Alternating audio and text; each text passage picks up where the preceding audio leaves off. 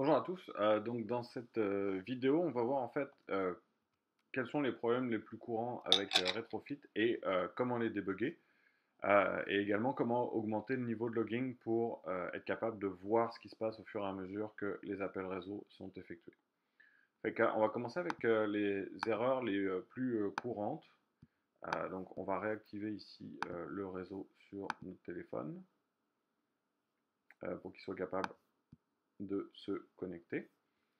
Et puis, on va par exemple imaginer qu'on a oublié d'ajouter la permission Internet sur notre application.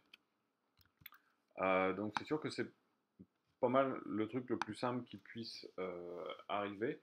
On écrit tout le code, on a juste oublié de mettre la permission. Donc, on va regarder à quoi ressemble le message d'erreur dans ces cas-là. Donc, on peut clear notre logcat ici.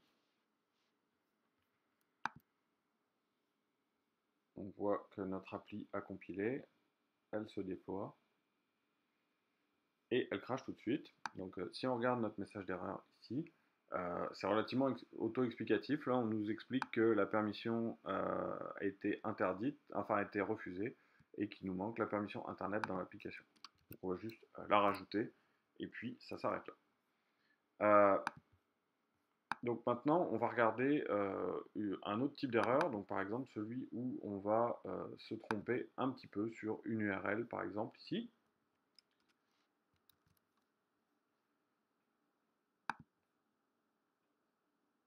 Sauf que cette méthode-là, on ne l'appelle pas, donc il vaut mieux changer quelque chose sur une méthode qu'on appelle.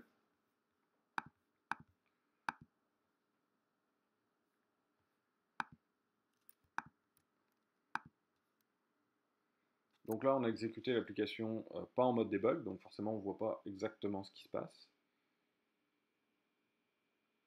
Mais on imagine qu'on a juste une typo ici.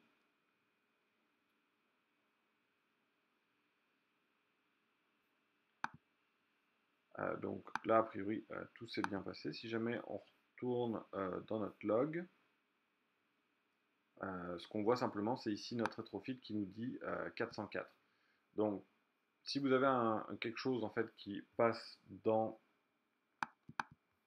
le onFailer de votre application ou dans le onError, là ce qu'on va faire, c'est qu'on va l'exécuter en debug une deuxième fois, et puis on va aller regarder ce qui se passe au niveau du debug. Donc évidemment, il faut d'abord être sûr que l'appel réseau a été fait, mais une fois que l'appel réseau a été fait, on va pouvoir aller regarder ce qui se passe dedans.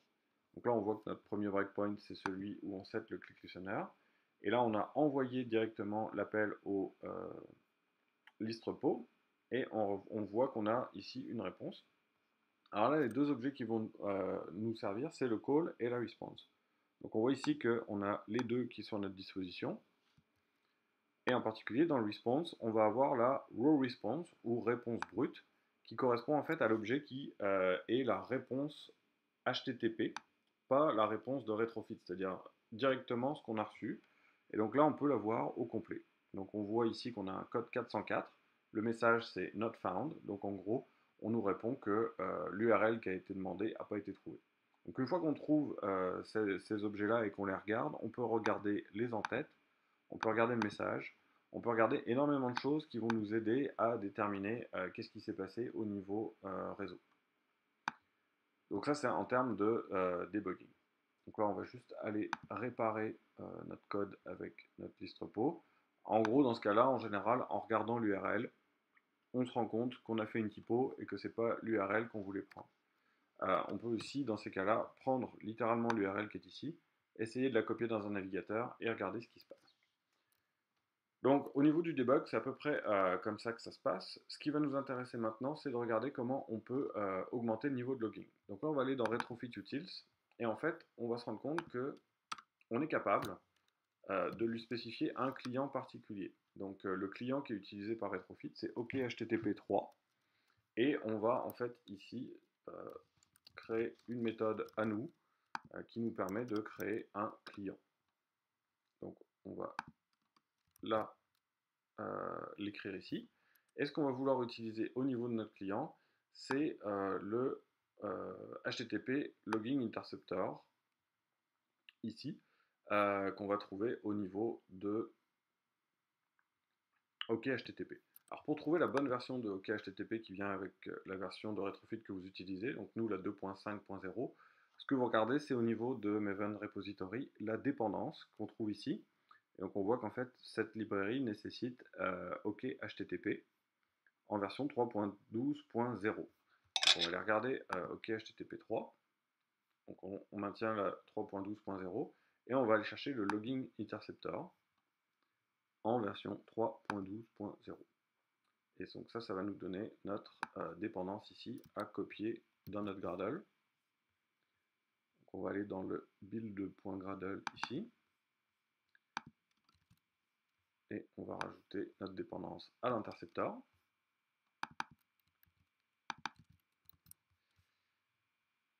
Alors ici en fait on voit comment créer un client. Donc on va en fait utiliser pas mal ce code là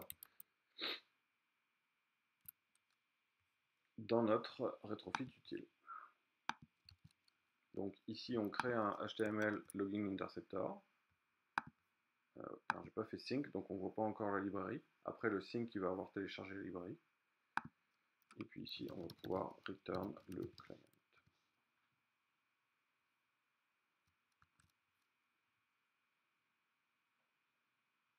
L'application est en train de recompiler. Donc, je suis sur un breakpoint, donc on va l'arrêter. On va retourner dans Retrofit Utils pour compléter notre code. Donc on voit ici qu'on a spécifié un nouveau client avec un login interceptor. On voit aussi ici qu'on a un niveau. Alors ça va de basic à body à headers à known. Donc nous ce qu'on va mettre c'est body.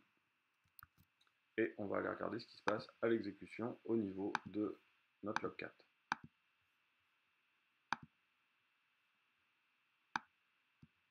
On va enlever notre filtre.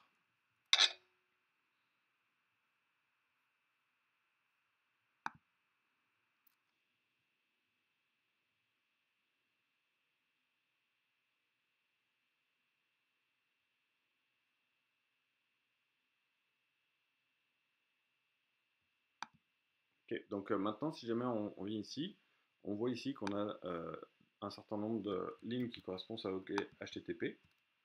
Donc on va filtrer sur OK HTTP.